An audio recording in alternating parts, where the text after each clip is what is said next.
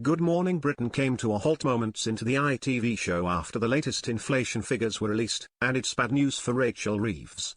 On Wednesday's instalment of The Breakfast Show, August 20th, broadcaster Sean Fletcher revealed that the Consumer Prices Index inflation rate increased to 3.8% in July. This has risen from the 3.6% recorded in June, which is well above the governmental target of 2%. Reporting live from outside Manchester Piccadilly Station, Katie Rickett shared further concerns from experts in the field on the impact this can have on Brits up and down the country. She began, "We're heading towards doubling the 2% target, aren't we? That's the fear, and it's ever so slightly higher than experts predicted at 3.8% rather than what we thought was going to be around 3.7%.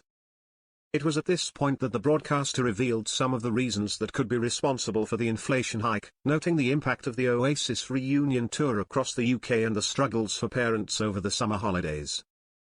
She went on, "So, what has driven that inflation rate up? Well, many believe that the Oasis boom, the Gallagher brothers from right here in Manchester, would drive up hotel prices. But experts are now saying it's probably more to do with travel over the school holidays and the timing of those holidays, leading to airfares going up by as much as 17%. Meanwhile, the Bank of England says accelerating food and energy prices have been key drivers in the rise in inflation, and some commentators blame the increase in employers' national insurance that came into force in April for a surge in consumer prices. There's also some bad news with the Retail Prices Index, which has gone up to 4.8%, which now affects train travel. The government will basically look at that figure and, in the past, has added an extra 1%, which means the train tickets for standardized journeys could go up by as much as 5.8% next year. Chancellor Rachel Reeves said there was more to do to ease the cost of living following the latest officials, adding that government had taken the decisions needed to stabilize the public finances.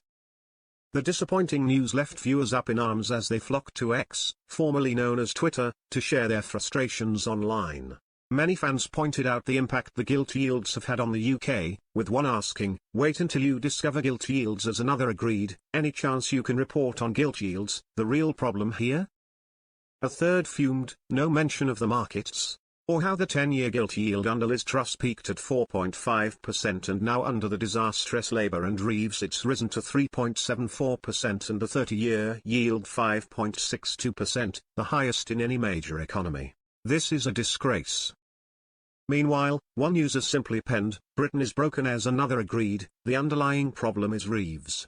Elsewhere, a third chimed in with, "No surprise here, this is what Labour do every time they get in power."